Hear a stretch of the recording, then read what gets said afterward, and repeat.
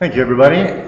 Welcome to our second plenary session here at the Institute, and we also welcome our webinar folks who are beaming into this live look into the Bartimaeus Institute. We've got a number of friends who have tuned in, including a number of veterans from last year's Festival of Radical Discipleship, and Shelby Solve is sending her greetings from Portland. Friends, we run a tight ship around here, and yet some things fall between the cracks. So thank you for your grace and patience with things like coffee machines blowing up. We've had a consistent issue here with the circuit breakers and coffee machines. We had it last year, we're having it again this year. Poor brother Jacob is fit to be tied. He is trying so hard to provide you with coffee. Good coffee. And the electrical grid is not cooperating. So we are still trying to troubleshoot that. We're doing the best we can.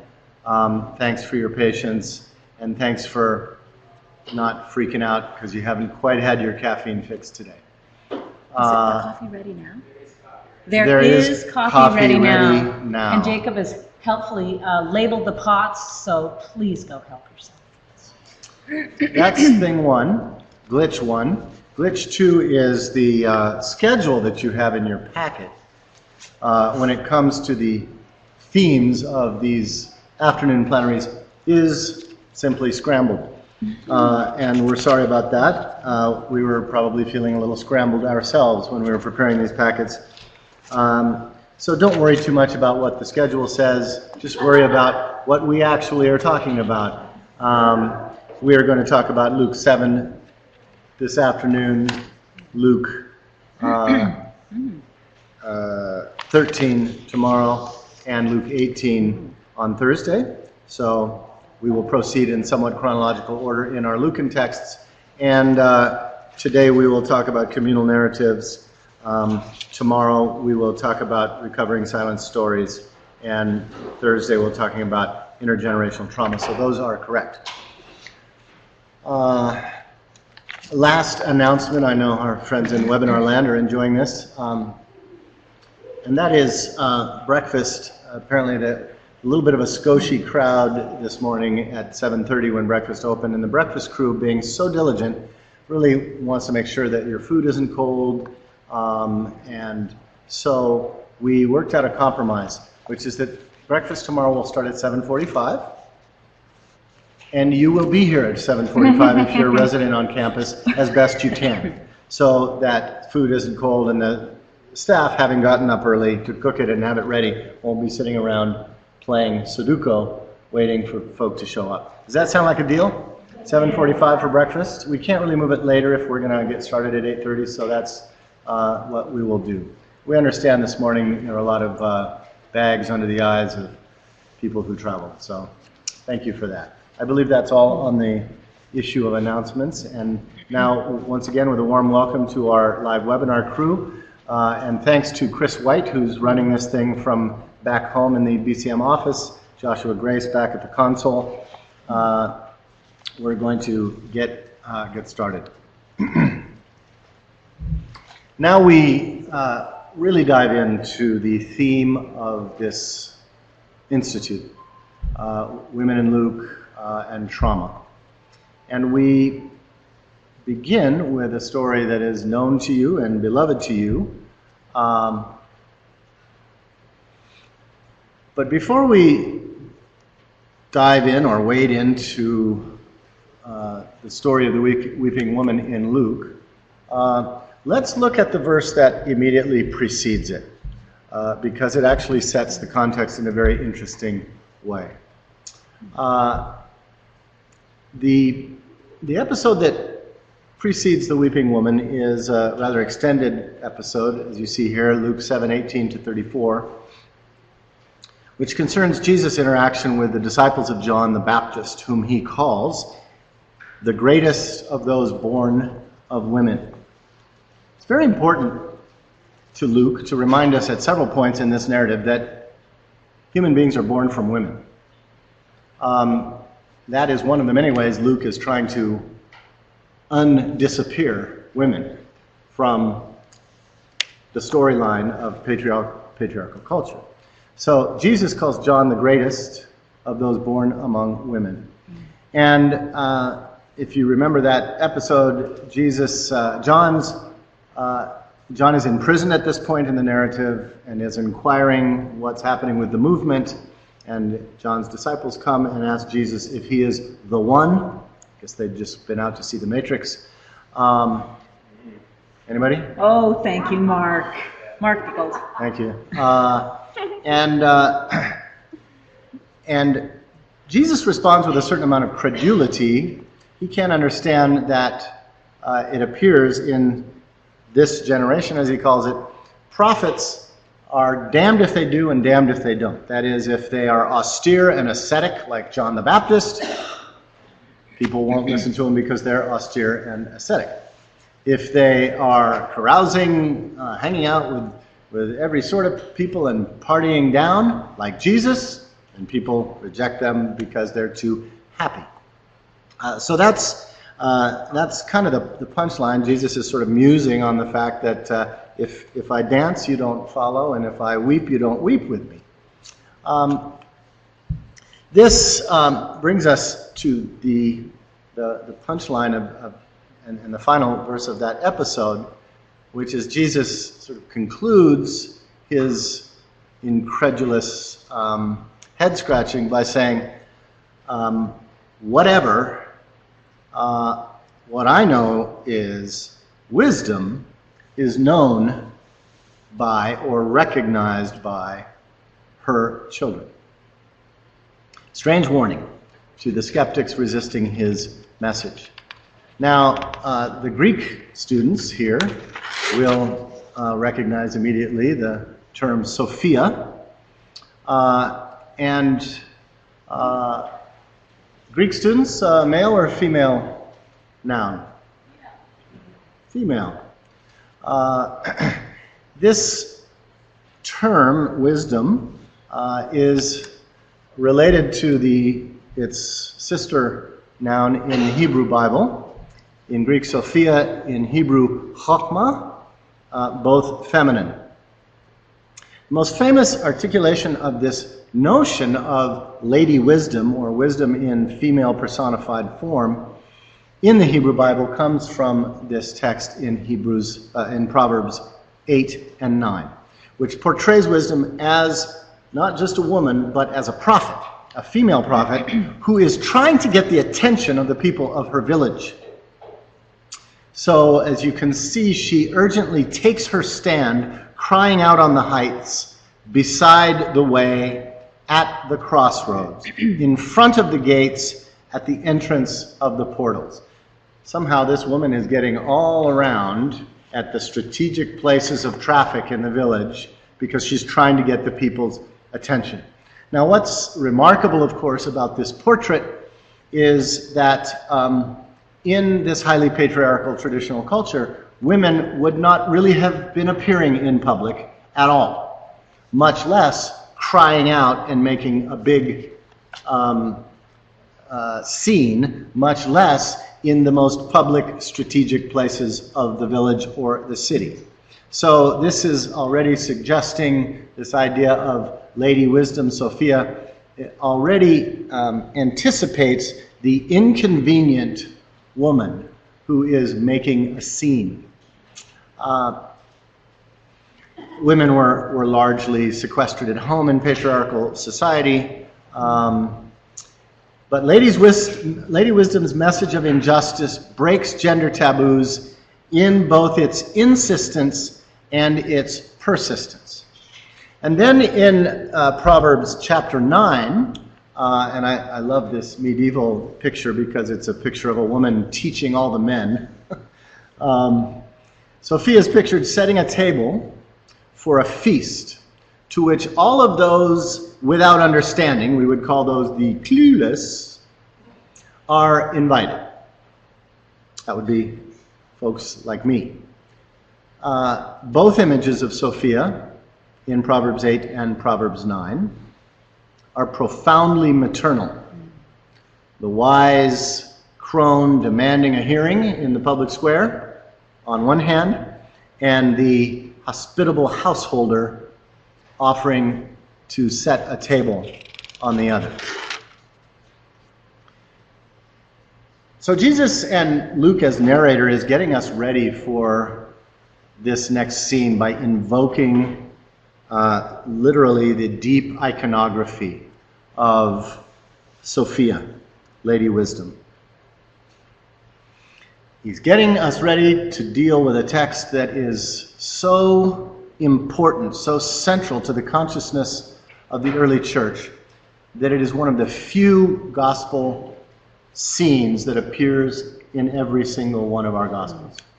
Not only is it here in Luke, but it's also in each of the other traditions. You can really count, aside from the Passion narrative, you can really count on one hand the number of episodes that appear in all four Gospels. Now, admittedly, there are two different versions of this tale. There's the Markan version that is followed fairly closely by Matthew, as you can see here, or you can follow along in your packet, because you have in your packet this parallel piece. You also have in your packet the text in Luke 7. And then there's the other version of the story, which appears in Luke 7 and fairly similarly in John chapter 12. The fact that this story is consistent across the spectrum of our gospel suggests that there is something about this story that the early church understood to be absolutely essential that we get. And it was a strong tradition, a tradition that survived lots of sifting and sorting. And so that's one of many good reasons for us to pay very close attention to this very text. And this is our text, Luke 7:36 to 8:3. Again, you have it in your packets if you forgot your Bible. It also, this text, will be coming up this year in the lectionary, the gospel readings during year C. Some of you will get to preach or otherwise reflect on this text on the fourth Sunday after Pentecost. That would be June 12th for you on the imperial calendar, fourth Sunday after Pentecost on the liturgical calendar. Mark either calendar, circle it, because this is a chance where we again get to restore this text to its proper centrality to the consciousness of the church. Let's begin by surveying the opening scene. And this is a very visual story.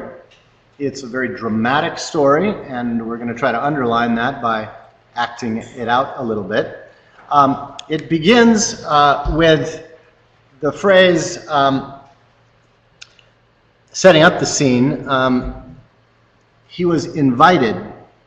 One of the Pharisees invited him to his house and his table.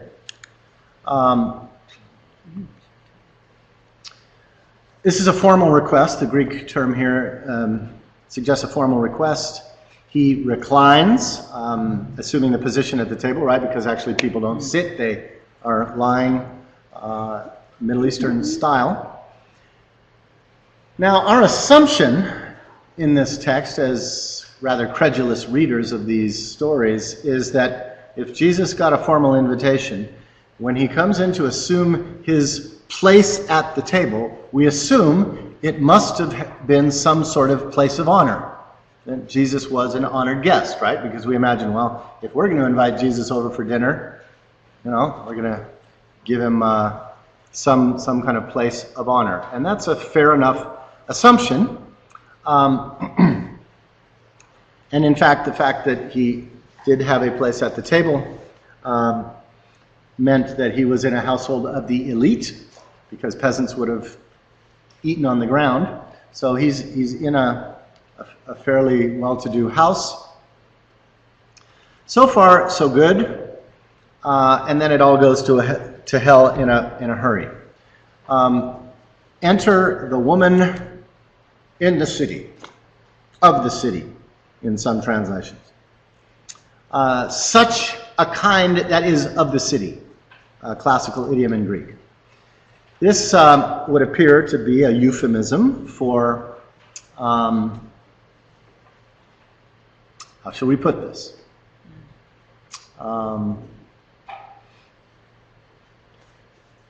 Well, it's exactly the awkwardness that Luke intentionally introduces by using a euphemism.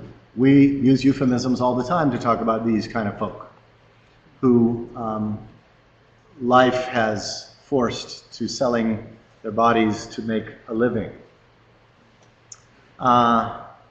She is immediately labeled a second time as a sinner, just in case we missed the first allusion. This is a social label, particularly as constructed by the people doing the inviting into this house. So we live in a world full of social labels, particularly labels of people who are considered socially suspect. What kind of labels do we use? Just bark some out. How do we label groups of people, classes of people, certain professions? We do it all the time. Certain neighborhoods. What kinds of euphemistic social labels do we use? Say it again. 50 Cent. The 50 Cent crew? Mm-hmm. Communists. Inner city. Inner city. All heavily coded words. Oftentimes coded by class or race or gender or social location. What other kinds of labels do we use? You all can do better than this. Again? Conservative. Conservative. The other side of the tracks. Other side of the tracks.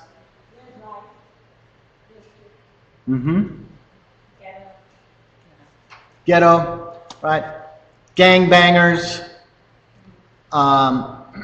hookers, thugs, from the project, right? It goes on and on. In fact, if we were to sort of audit our daily language, we would see that oftentimes, despite ourselves, we're using social labels all the time to stereotype folk.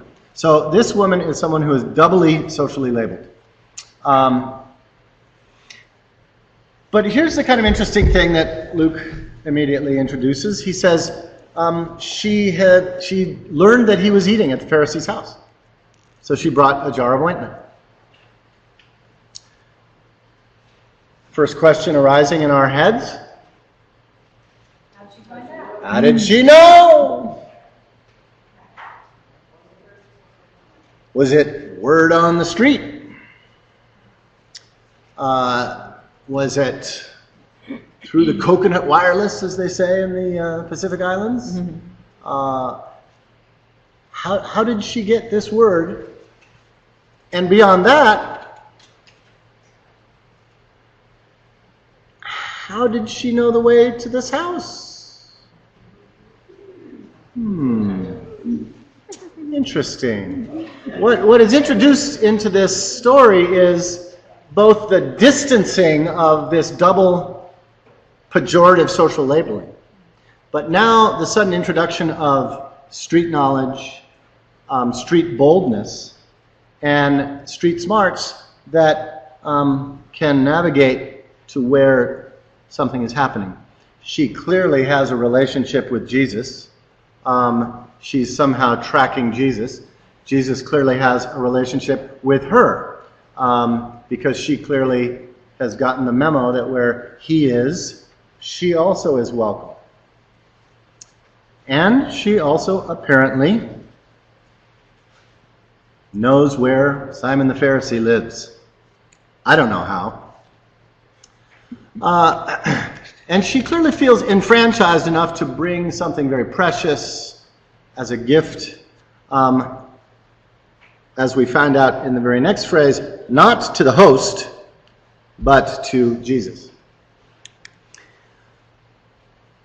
She stood behind him at his feet, weeping, and began to bathe his feet with her tears and dry them with her hair, and she continued kissing his feet and anointing them with oil. Now, this is a very intimate scene. And there's just no other way to get that than to show it. So, Mark, since you're up here close, you want to put down your phalanx of papers there and just come on up to the stage. And Dana, why don't you come on up as well, if you would? She was saying, it's not going to be me. It's Please not don't going to pick be me. me. Please don't pick me. So, Dana, I want you to be Jesus and just come up here. And I want you to recline. That's right. Yeah. Just recline, just kind of get comfortable. Oh, that's nice. That's great. And Mark, what I'd like you to do is see if you can just assume a position that you imagine would be close to what this text suggests. And here comes action. Go. What do you see here? What does this convey? This body language? Yeah, sure, Tim. Why don't you go ahead and do that? That's a good idea. The webinar people. Tilt it down. Yeah, and Down, a little bit and a more. little further. There we go. Perfect. There you go. What does this convey in your mind? Intimacy. And you're now working this with your hands and your hair. So get on down there. There we go. Right? So this is not just intimate. This is what else comes to mind here. So speaks the Presbyterian. Sensual, yes. Subservient. Could be subservient, and yet there's so much sort of voluntary. There's nothing about forced subservience here. Indeed it's highly erotic. Frankly, let's name it. So much so that Mark can't quite keep his head down for longer than a couple of seconds because it's just a little too weird. And I want you also to understand that the verb to continue to kiss, the root of which is phile, right, from philos, this is a very intimate term of affection, is in a tense that suggests this is going on and on and on. And it's still going on. And you can imagine Jesus sort of shifting a little and saying, yeah, a little to the right. I'm going to give you a half hour to stop this. This is going on.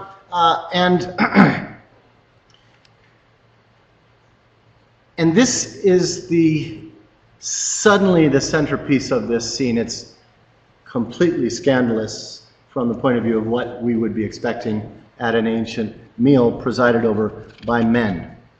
Now, up to this point, let's give our actors a hand here. Say something like, he must have tested it like 4 times. I am just noticing that is a brave, brave thing to do. And Mark, I so appreciated that you checked in with Dana about 4 times. Is this okay? Is this okay? And Dana, thank you, because that's an uncomfortable, hard thing to do. So I thank you, both of you, and I thank you, Mark. Which, of course, is exactly the point. It's awkward. In fact, it's about 2,500 times more awkward in this traditional culture than it would be even in ours.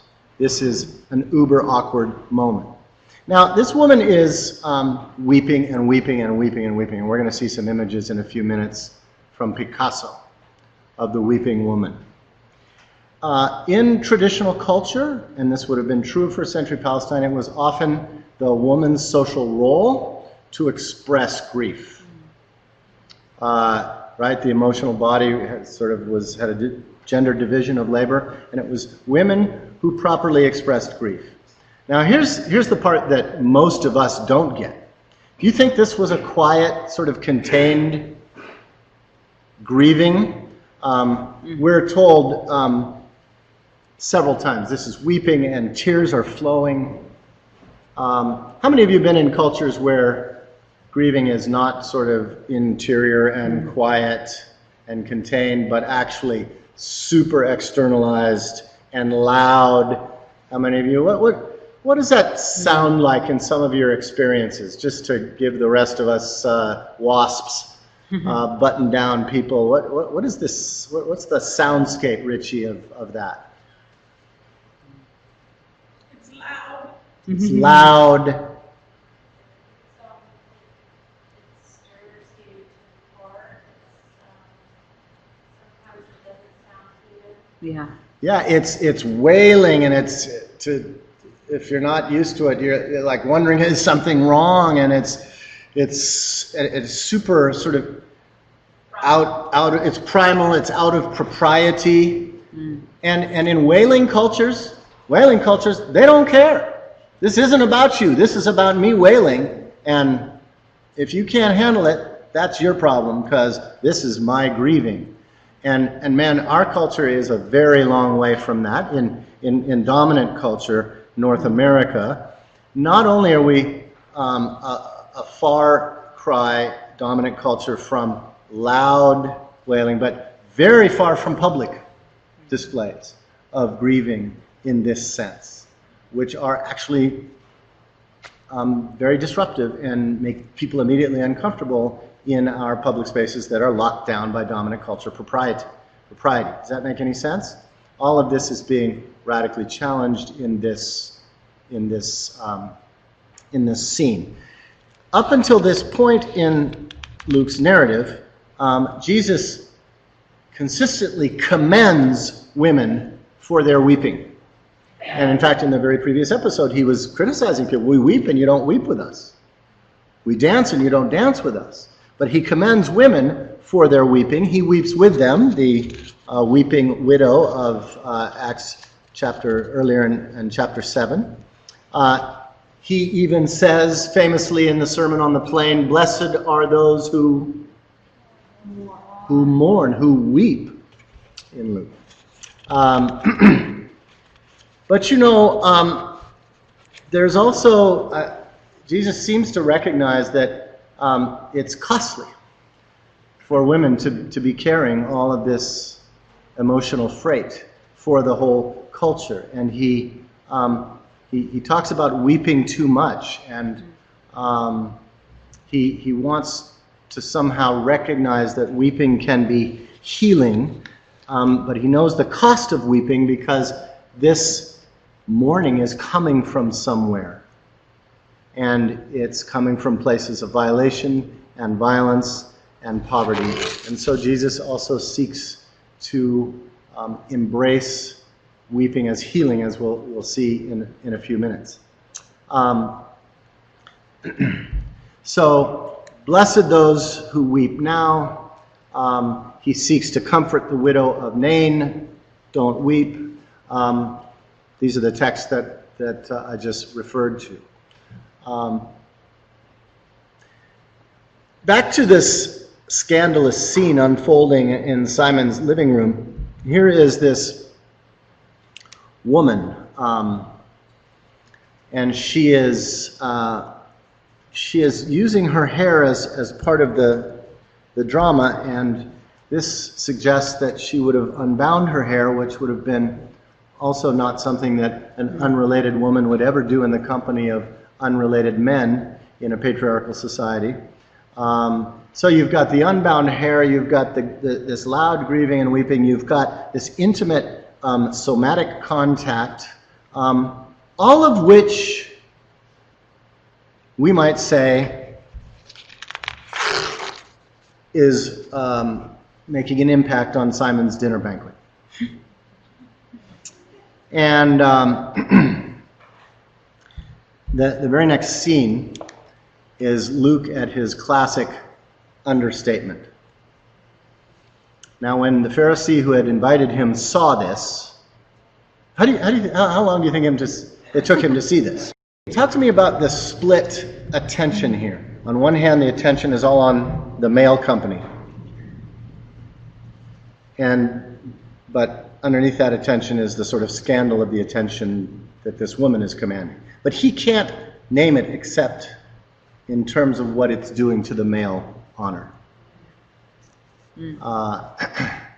Apologies to those of you in webinar land for our glitch. I think the FCC might have censored part of this presentation, so just bear with us. So that's where the situation stands, and it's kind of his worst nightmare. But take heart, it's about to get worse. Jesus finally speaks up and says to him, Simon. Now remember, this is going on for a while, and the longer this goes on, the more heated the internal dialogue gets and the more tense the room gets. Come on, folks, you've been in this movie. Like, think Thanksgiving dinner at your house. When Susie comes home from college and everybody's having their turkey dinner and conversation is polite, and Susie says, oh, by the way, I'm a lesbian. Can I bring my girlfriend home next week with me? Right? And the atmosphere suddenly changes. Dad starts carving his turkey with a chainsaw, staring into the plate. Mom suddenly has to get up and go out to the kitchen and get some more cranberry, and everybody's looking around and burying their head in their hands. You know that movie? Nobody's been in that movie? Nobody's been at that table ever? Do any of us ever get to escape that? So, finally Jesus decides to break the silence. And he says, Simon, I got something to say to you. So, now I'd like 3 volunteers to come up. I think they all, in this case, possibly have to be men. Come on, 3 volunteers. Don't make me call you out. Don't make Mark do it again. Don't make Mark do it again. Come on. Oh, Julian, he's moving. Thank you. For webinar Neil purposes, is moving. Thank you. Nobody's budging in this room. Nobody wants to get on up here. But they're moving slightly. We need a 3rd person. Come on now. Come on. I'm going to wait till you move. Oh, There we go, Jacob. Jacob. Thank you. Thank you.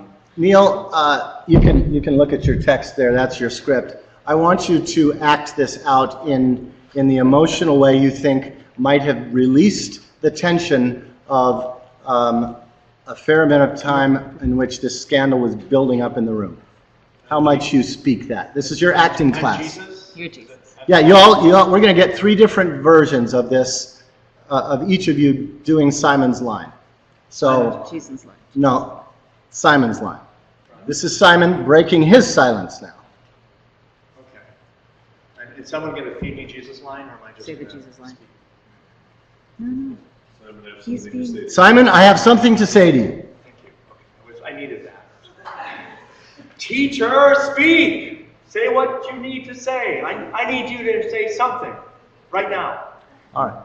That will be the very polite Episcopal version. This is why nobody volunteers. All right. Julien, you're a Catholic worker. You should rock this. Julien, I have something to say to you. For God's sake, speak! Okay, now I want you to channel Peter Conk, who is the founder of the San Jose Catholic Worker. Just take it up a notch, man. Say it. Say the line. I have something to say to you. Speak! You don't want to maybe drop a couple of F-bombs in there? Or... all right. Jacob, you got the hair for this thing. Come on in. Jacob is an apprentice in the punk rock scene. And if you've ever heard punk rock music, you know what I'm alluding to here. So, you know what to do. Punk rock lyrics. Simon, I have something to say to you. What the hell, JC?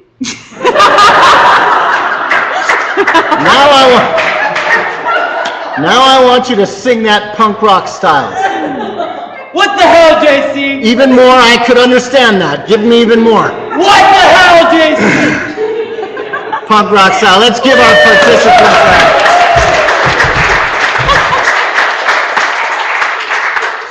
Nice. Think of this as a release valve. What? Tell me my life isn't over.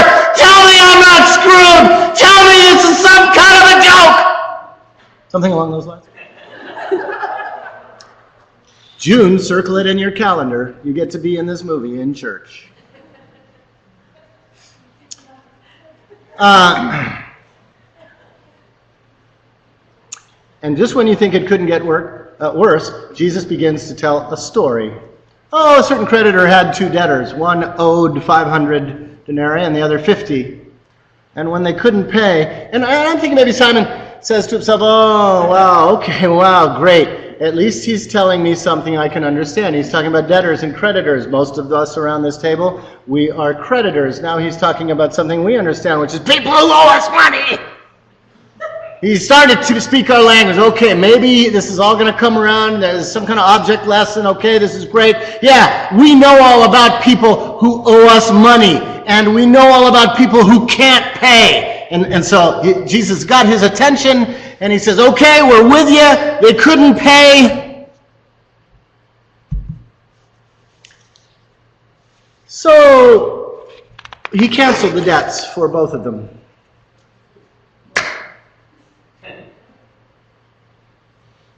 His worst nightmare just got worse, because now he's supposed to just willy-nilly cancel debts? Jesus! And which one of them will love him more?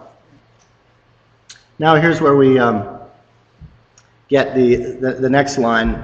Just one person to come, aside from John Boehner. Tommy, come on up here. I want you to give me the look of utter crestfallen defeat and resignation, and dripping with cynicism, and Simon's answer. Now, Tommy, which do you think of these two debtors will love him more? Oh, I suppose the one for whom he canceled the greater debt.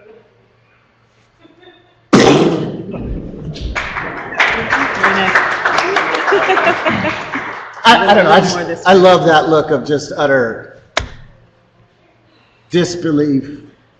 To which Jesus says cheerily, duh. Interesting that Jesus tells an economic parable to deal with this moral scandal. Why would he tell an economic parable? A total non sequitur from the scandal that's unfolding right in front of him. Why suddenly tell a parable about debt, indebtedness, and jubilee? Perhaps because indebtedness is the universal structural condition that leads to impoverishment and marginalization and social stereotyping. You fall into debt, you fall into poverty, you fall into all kinds of things to survive, and that's the way that is. And Jesus is actually trying to instruct the people around the table about a social condition. Now watch the politics of gesturing in this next scene. So Jesus turns toward the woman and says to Simon, politics of gesture can be very, very powerful, as we all know if we've ever been in a fight with people we love or people we don't like. There's all sorts of gestures and kinds of things that we do. This is a powerful gesture because Jesus is turning toward the woman, but speaking to the man. By the way, exactly the opposite of how it's portrayed in this piece of religious art, because it's just really hard for dudes to get this. So in this piece of art, he's gesturing to the woman and speaking to the man, looking at the man. But actually, in Luke's story, it's the opposite. It's very powerful, and he means to show it and tell it. So he looks himself at the woman and says, "Simon, do you see her?"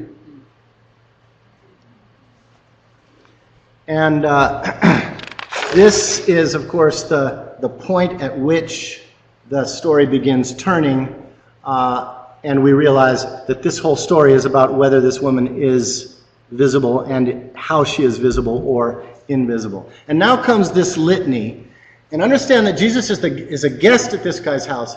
He has already publicly instructed him in a way that shames his profession, and now he's going to reveal the fact that he wasn't, in fact, a guest of honor at all, contrary to our assumption. He begins this litany. "I entered your house. You gave me no water for my feet, but she bathed my feet with her hair. You gave me no kiss, but she has not stopped," a little bit to the right, thank you, "kissing my feet. You did not anoint my head with oil, but she has anointed my feet with oil." This is a triangle of communication that, from Simon's point of view, is the Bermuda Triangle, because he just disappeared and will never be seen again as a male of honor, because his prestige and honor, whatever was left of it after he banged his knees in his collapse of resignation, has been deconstructed, because it's been revealed that he didn't give the most basic gestures of hospitality to his guests that any household in the ancient Middle East would have offered, namely to greet someone and to offer them a kiss and to anoint their head with oil and to wash their feet from the dusty roads. Any household, rich or poor, would do that to an honored guest. None of that happened. That's scandalous, but it's even more scandalous that Jesus is publicly pointing this out to the host in front of all his guests, and doing it in a way where his prestige is falling and her prestige is rising, because she did all these things even though she's not the host, and it's not expected of her. And this is the Jubilee in action. This is mountains being brought down and valleys being lifted up. This is the mighty being brought down from their thrones and the poor welcomed to the table. It's an amazing sort of leveling of the playing field, so that this invisible woman now becomes the center of attention and commended for all of the behavior that everybody thought was scandalous. And here comes the punchline. Verse 47, usually translated, "Because her sins are forgiven, she loves much." But the Greek is plainer. It actually says, "Because she loved much, her sins, which are many, are forgiven." It is her action that has dissolved the contradictions of her life. And then Jesus turns to her and pronounces publicly, "Your sins are forgiven," a religious role that only properly would have been played by the powerful religious men in the room. So, do they get the lesson? And those who were at table began to say that to themselves. Notice they're still talking to themselves about this scandal. And they're still assessing Jesus among themselves. Who the hell is this who is taking our job to forgive sins? In Luke, sin and debt are equivalent. That's why Jesus told a story about economic debt, to try to deconstruct the social label of sinner. We see it in the next text, Luke's version of the Lord's Prayer. "Forgive us our sins, for we ourselves forgive everyone indebted to us." Only in Luke is this equivalency made. Sin, debt, same stuff, because Luke's Jesus understands the social process of marginalization and poverty. And so Jesus concludes by saying to the woman, your faith has saved you. It's okay. Go in peace, which is a traditional greeting. Jesus closes out the story. And the whole time, Jesus is talking to the woman, and the men are left talking to themselves about Jesus and the woman. The disconnect from beginning to end, Jesus is never actually able to bridge in this scene.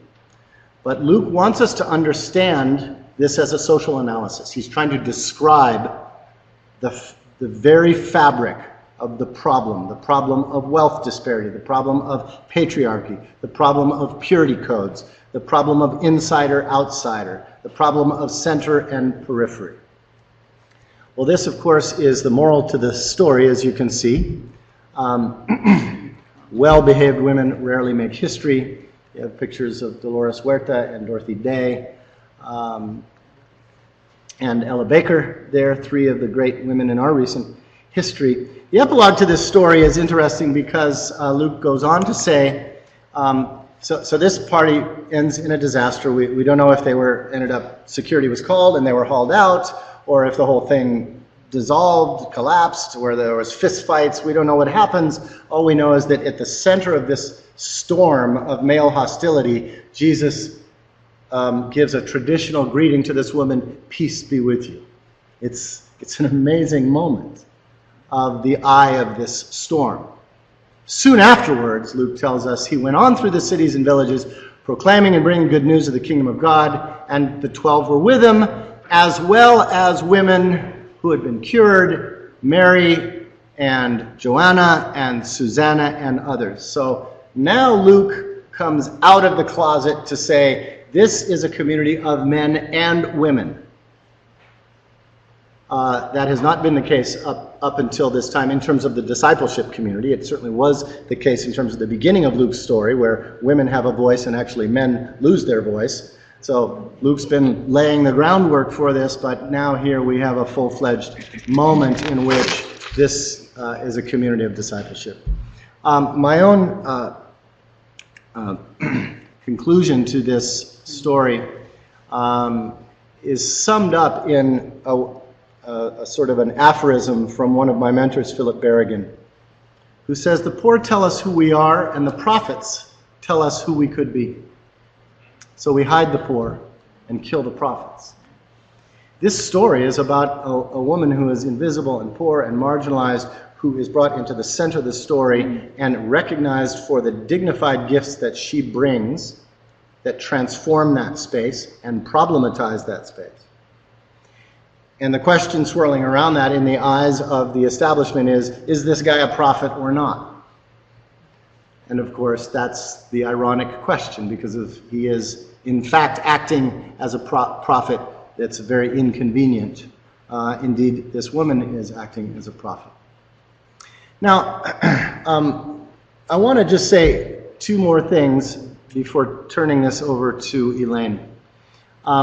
I don't usually do this, but I believe that our topic calls for it. There are many ways to read a biblical text, and a variety of approaches can help unlock the diverse resources and multidimensional truth of God's Word to us in Scripture. What we've just done is what we might call a more social, even political reading of this text. It's paying attention to relations of power, privilege, gender, and so on. That's the kind of work we often do in this circle, and it's important work to do in our churches that have highly spiritualized these texts. But these texts can also and should also be approached psychologically. What would an intrapsychic approach to this text look like? That is, what if the setting of this story, what would it look like if the landscape, not of society, but of our psyche, were primary? If the characters of this story are parts of our own consciousness, which in fact are always in conflict? And what if the plot is reflective of our internal drama? So just switch gears with me for a couple of minutes.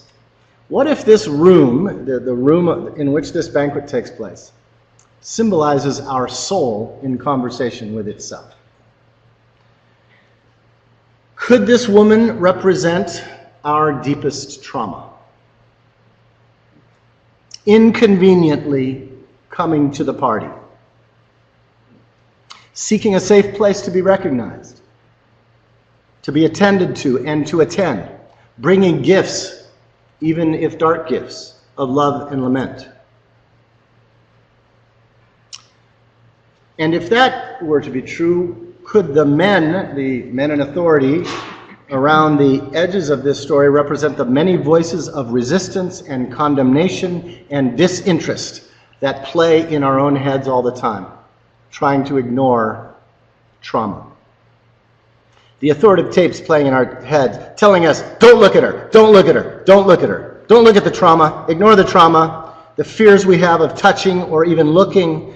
This trauma is dangerous, scandalous, impious, inconvenient. But how does this trauma know where we live? How dare this trauma invade our ordered space, disrupting our plans and strategies and good work? Why is this weeping and wailing and making a scene? We have reputations and professions and busy schedules to keep. And if that's possible, what would that make Jesus in our inner landscape? The third part of this triangle. Could Jesus symbolize that part of ourselves that sees through our own facades, that resents the authoritarian voices of containment and control? And above all, that part of ourself that yearns for wholeness and integration and liberation, that part of us that actually wants to reconnect with the parts of our person and our past that have been banished or buried or beat up. That part of us that wants to forgive and release and heal wounds. That part of us that is willing to put up with the awkwardness and the tension and the anger and the scorn, willing also to be disruptive for the much greater gifts that trauma brings. Pain and anger, yes, but also the lament that heals, and the gratitude and renewed intimacy that facing trauma can bring. This is Picasso's famous Weeping Woman.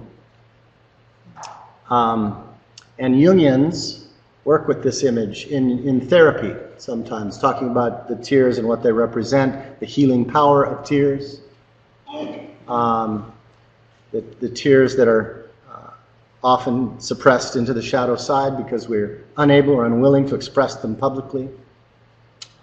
This individual trail of tears, this shadowy side of our emotions that pops up not only in biblical stories, but in fairy tales. Think Rapunzel. Think of the Latino legend of La Llorona, the weeping woman. This story invites us to pay attention to this woman, both psychologically and socially. By the way, Picasso did about 50 versions of this image. Different versions of the weeping woman. To pay attention to this woman, socially and psychologically. To do that, friends, given the layers of silencing and suppression and shaming, we have to do some hard work on the narratives that rule our minds and hearts. And that is what Elaine will talk about. My theology teacher, Jim McClendon, said theology is like doing surgery on living flesh. It is not an academic exercise. Elaine has been up here and will continue to be revealing very intimate parts of her family story. That's surgery on living flesh. This is not a performance. This is her doing her work, and it's hard work, particularly in a room full of folks who might not know Mennonite culture. And it is a gift to us. And I thank her not only for doing this work here as a way of inviting us to do our work, but in fact for making it possible for us to be here wrestling with this stuff, because you have really opened a way. Thank you.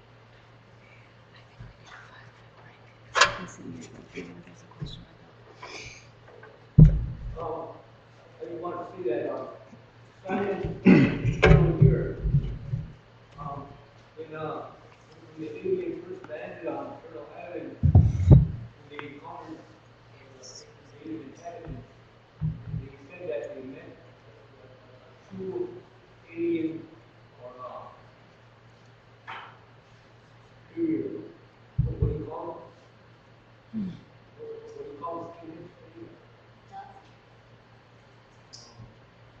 White supremacist. White supremacist. Or another name for supremacy. Another name for Aryan people. The Aryan. The Aryan, yeah. Right. So we came here, and that's what the meeting was like. Because some of our people, when you talk about debt, poverty, our leaders were the ones who gave away the most to their people. So that's really contradictory. You might say Christianity for native people who know about it. So that's one of the things that you say about our leaders. They might be poor because they give so much to the people. And I still see that happening, even though most of us live in poverty. People will share everything that they have, even though they have nothing to give. So that assignment is still here today in the society and be stronger than ever. So we need that good woman, and we need Jesus to help us in finding our leadership here.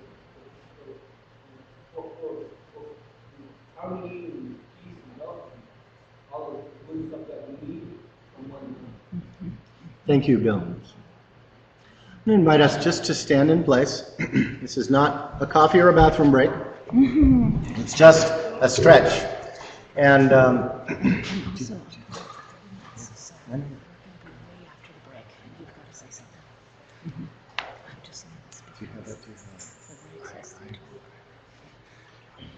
somatic.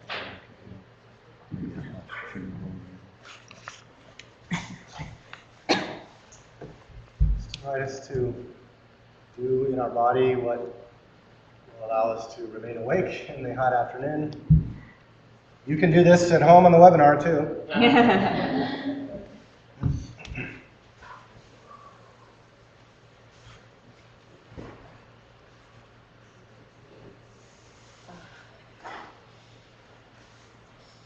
We're going to juggle the schedule a little bit this afternoon.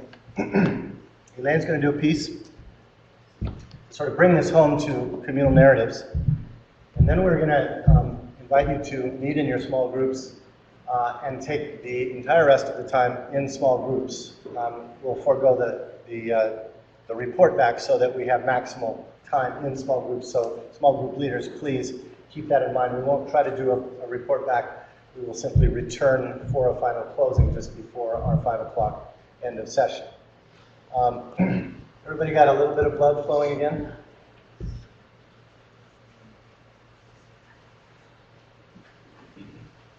Okay. Elaine.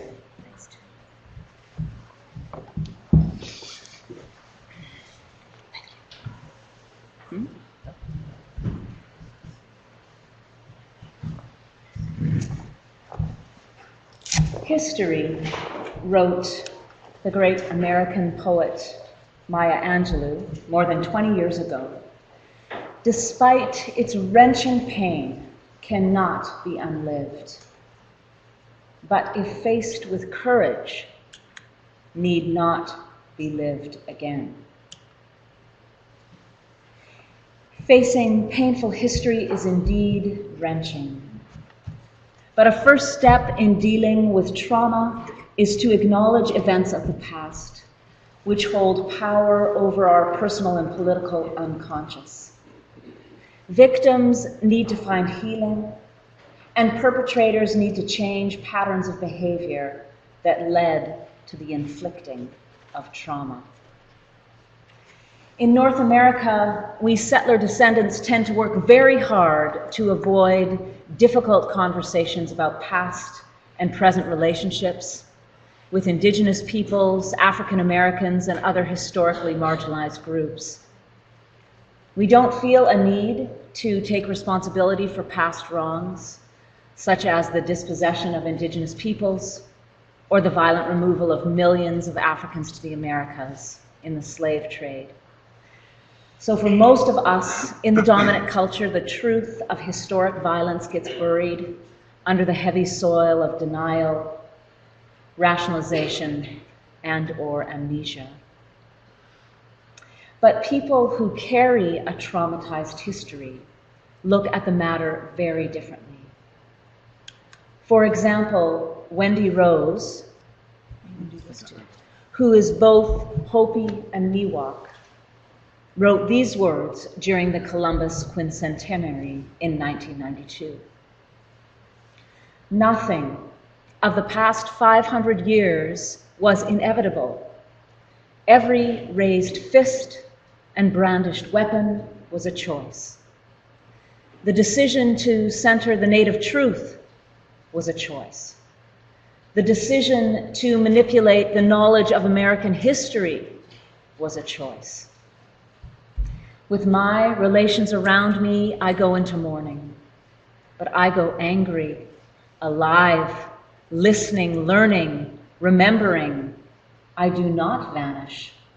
I do not forget. I will not let you forget. Stories of past violence and justice denied, of personal and political trauma, reside in the bones of the descendants of both victims and perpetrators, whether acknowledged or not. Healing can only begin to come through the difficult and painful work of what Angelou calls facing this history.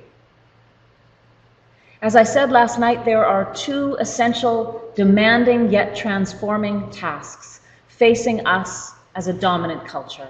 One is to revise history as it is narrated by the victors, because this is usually a devised story full of half-truths, caricatures, and cover-ups.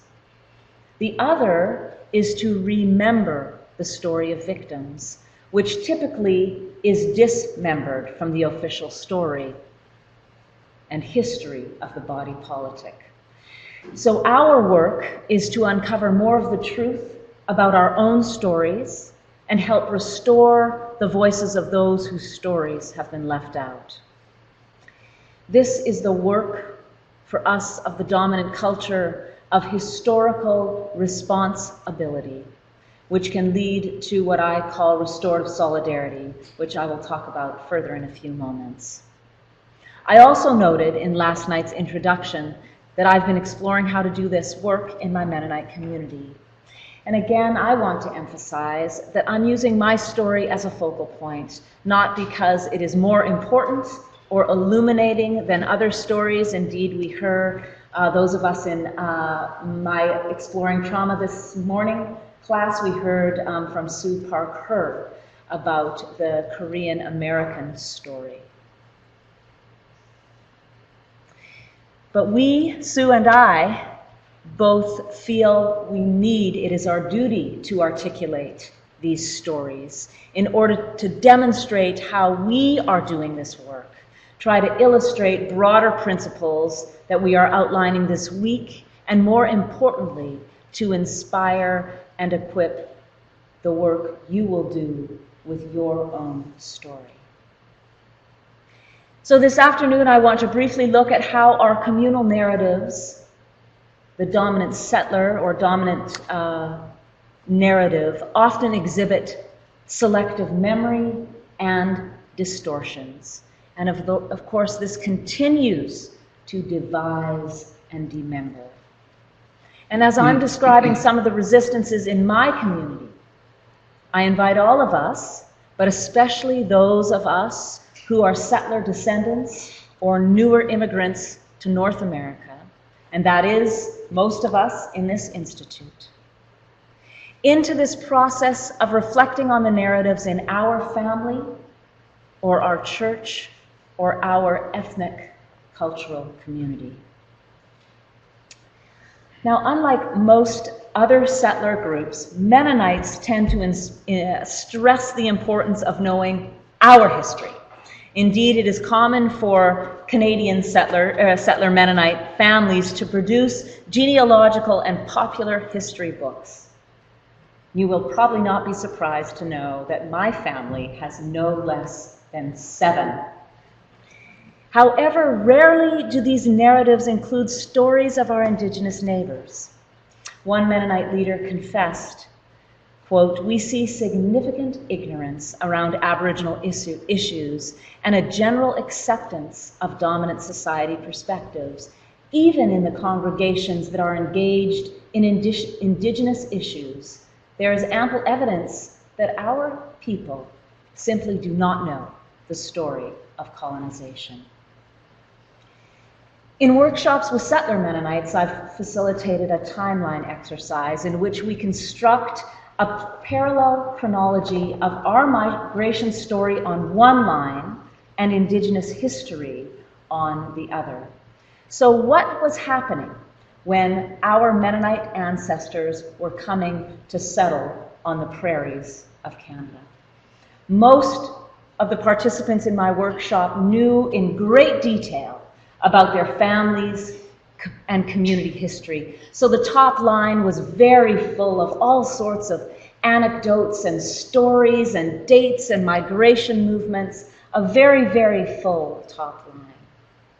But most were only able to plot a few events on the Indigenous line of what was happening and had happened to Indigenous people when all of this was going on for our Mennonite ancestors. As one participant put it, Indigenous history was invisible in the family stories that I learned. Moreover, it is often very controversial to break these silences. Another interviewee recounted as a high school student, he brought home a history book that celebrated Louis Riel, a Métis leader in Saskatchewan, which Manitoba celebrated yesterday. Yesterday was Riel Day in Manitoba, and that is exciting for me to hear as a Canadian settler. His father was offended at what he called the trash I was reading about those Riel outlaws. I wonder if such Mennonite immigrants may have unconsciously projected onto Indigenous activists in Canada their fear of the rebels who had destroyed their community during the Russian Revolution. We need to be clear that our ignorance about Native history or current realities is a learned condition, which perpetuates dangerous fantasies about the past and prohibits authentic relationships in the future or the present. One of my interviewees acknowledged that in the minds of most Mennonites, the prairies were vacant land, free and open. There was and is no recognition that it belonged to First Nations. Now, as many of you know, this common settler myth has a long and destructive legacy, dating back to the medieval doctrine of discovery's notion of terra nullius, a Latin expression deriving from Roman law, meaning nobody's land. And it is important for us to acknowledge that such presumptions of European entitlement still undergird our rationalizations for the conquest of, quote, uninhabited territories and colonization of, quote, undeveloped lands throughout the Americas. European pioneer narratives typically emphasize heroic tales of hard-working, faithful, and resilient people, while admitting contradictory or shameful details of how we got land or what happened to Indigenous communities. Such narratives of innocence and/or nobility legitimate settler privilege and encode attitudes of superiority. In my Mennonite settler community, for example, a common narrative is that we came to this land and we made it better and more productive, insinuating that before Europeans arrived, the prairies were neither tended nor cared for properly. This attitude of superiority prevents us from learning from traditional Indigenous lifeways, which surely were more sustainable than those we Westerners have imported here. Similarly, the individualistic myth of we did it ourselves fails to recognize that in many instances, settlers survived initially only because of the aid, compassion, and knowledge of their Indigenous neighbors. Let me share with you a compelling story from my community. Amelia Wheeler and her husband Isbrand had come from Prussia to Rostron, Saskatchewan in 1894. But Isbrand died shortly after their arrival, leaving Amelia in a new country to raise a family of 9 children. And soon, of course, there was nothing to eat. And in desperation, Amelia sent 2 of her sons to a nearby Cree chief for help. The ice across the South Saskatchewan River was already breaking up, and it would soon be impossible to cross to the store on the other side. But hearing of their desperate plight, the chief risked his life by jumping across the perilous river on the ice floes to get to the store and then recrossing it with the much needed supplies for the widow and her children. There are numerous accounts of Mennonite pioneer women who experienced the Native community as far more helpful than dangerous. Katerina Hebert, for example, an emigre from Russia in 1875, was one of the first midwives to serve French, English, Métis, and Mennonite communities in southern Manitoba. A well-known herbalist and healer, she received both advice and traditional treatments from local Native women. But these stories are not well known in my community.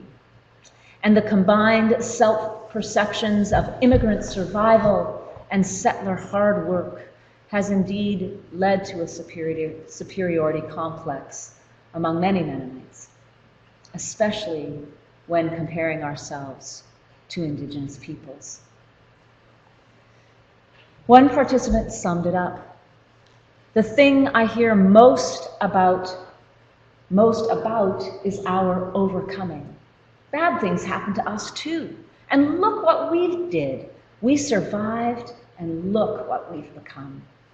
Some Mennonites with whom I talked protest that we survived horrible violence and pulled ourselves up by our bootstraps. Why can't Native people do the same?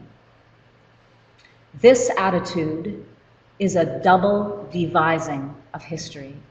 On one hand, it ignores the long history of systemic dispossession of Indigenous communities through broken treaties, land confiscation, forced assimilation, and racist law enforcement. And on the other hand, it refuses to take into account the preferential treatment most Mennonite settlers enjoyed because they were European.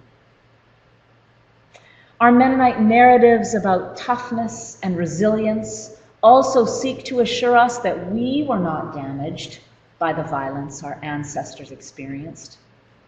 Our belief that hard work and faithfulness simply erased our trauma, however, plays into pejorative judgments about those who appear weak or wounded from past or present violations.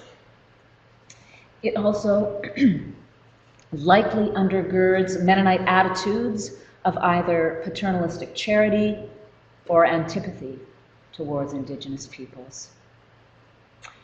Rather than understanding how poverty, addiction, and crime in some Native communities are connected to the continuing legacy of colonial violence and dispossession, we blame the victim. So moving from a superiority complex to historical responsibility will involve acknowledging honestly the ways in which racial privileges trumped ethnic differences to advantage Mennonite recovery from their initial marginalization as immigrants. One interviewee noted that most Mennonites believe that we purchased our land through fair and square deals, and prospered only due to our hard work. But in fact, our farming was made much more viable and successful because it was subsidized by granted or cheap land, by governmental incentives and loans, low interest loans, by tax breaks, preferential markets, assumed water rights, access to transportation and technology, and the list goes on. One interviewee said, Mennonites were given all kinds of special privileges in Russia, and some became very wealthy there, partly because they were hardworking, but also because they received significant benefits. They were even called privilegia. We went through a period of trauma, but then we came here, where the Canadian government wanted us and gave us breaks based upon the color of our skin or work ethic. Before long, we were back in positions of privilege, and we don't tell that side of the story very often. There is one notorious case in Stony Knoll, Saskatchewan, that I want us to know this story. In 1876, the Canadian government entered into Treaty 6 with Plains and Wood Cree tribes. And part of that treaty included 30 square miles of excellent farmland granted to Chief Chipewyan and the young Chipewyan band. As times became more difficult for the young Chipewyans due to increasing numbers of white settlers, disappearance of buffalo, and devastating epidemics, they left their reserve land in search of food. Shortly thereafter, the Canadian Superintendent General of Indian Affairs recommended that the Department of Interior regain control of this land, arguing that, quote, Indian Reserve number 107 has never been taken possession of, nor occupied by the young Chipewyans, who also took part in the rebellion of 1885, and for the most part left the country thereafter or came amalgamated with other bands. This is full of untruths, caricatures. The government had already created one nearby Mennonite reserve in 1895, but this land was soon filled with Mennonite homesteaders. So in 1898, Mennonites made additional requests to the government to increase their reserves, including the young Chipewyan land. The government, punishing the young Chipewyans for being a part of the Riel Rebellion, took the tribal land without consultation or compensation and granted it to Mennonite homesteaders. And the deal that the government gave to these homesteaders was so good that some Lutherans actually posed as Mennonites to get in on this deal.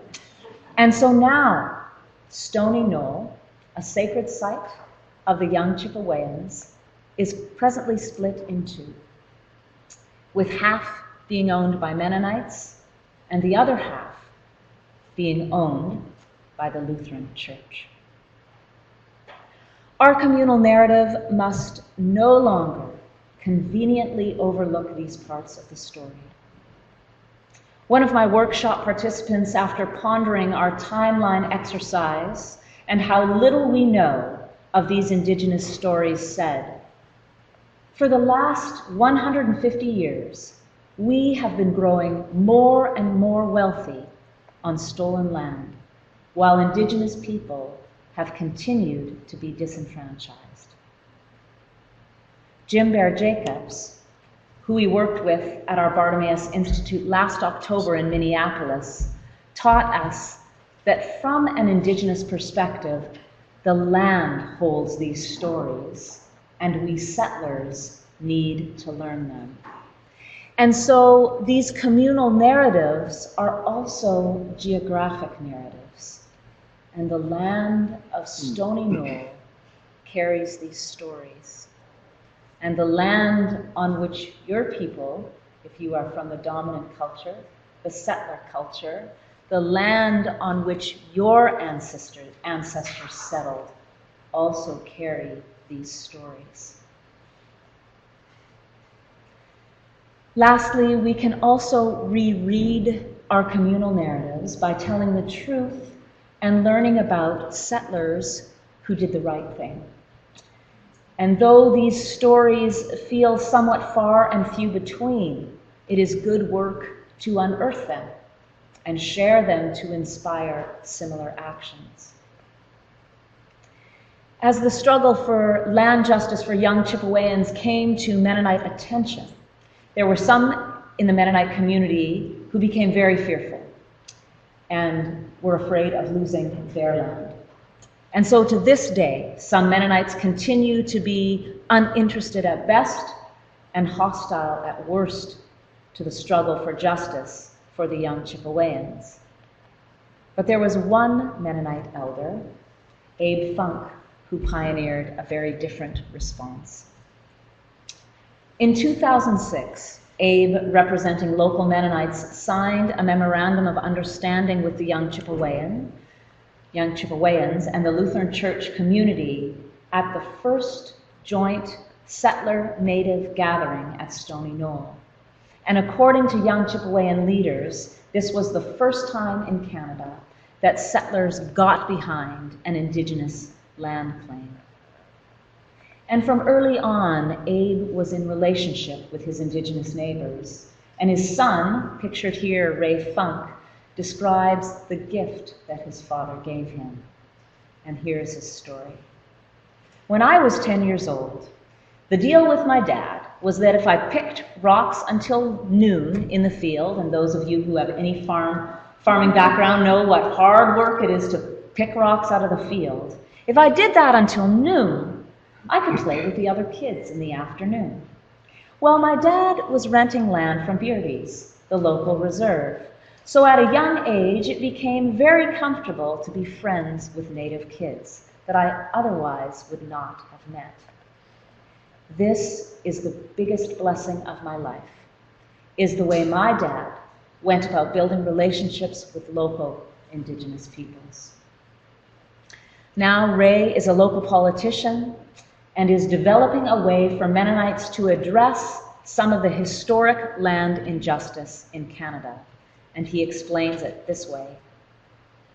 We got a mandate from Mennonite Central Committee Saskatchewan annual meeting to create a mechanism that would become a land trust to which Mennonites could contribute money to help landless bands establish a base for themselves. We will give priority to places where Mennonite settlers have displaced First Nations people in Canada. We're going to call it something like a Treaty Appreciation Fund, an entity to which settler descendants can contribute and make good on treaty. Maybe 1% of our gross income or 10% of the capital gains on property. This is a picture here of Ray Funk on the left and young Chippewayan First Nation hereditary chief George King Fisher, and they are raising the Treaty 6 flag at the Spruce River Folk Festival. This is, of course, a very controversial idea of this land trust that us Mennonite settler descendants need to contribute to. It is to help us deconstruct some of our privileges, even to the point of redistributing some of our landed entitlements. Whether we are up to the challenge of reparation will depend on our ability to see that the ongoing disparities between us and our Indigenous neighbors represents a form of violence that must be reduced and eradicated. If we settlers do our own work, this is borrowing a phrase from the great poet Audre Lorde, around the issues described above, we can animate practices of what I call restorative solidarity. And so to practice restorative solidarity will involve embracing historical responsibility concerning the colonial legacy and building empathy with Native and other communities victimized by historic and current injustices. We need to listen how historically marginalized communities are identifying harms, needs, and responsibilities while investigating our own complicity, past and present. The just completed Canadian Truth and Reconciliation process gives Canadians an extraordinary opportunity to do this. And we will share stories later of attending some of those hearings. And if we do this, our churches can covenant to become true treaty people, working with First Nations, Indigenous, African Americans, and others to make things as right as possible, which can include covenants of accountability, restitution, reparations, and then at some point in the future, ideally, reconciliation.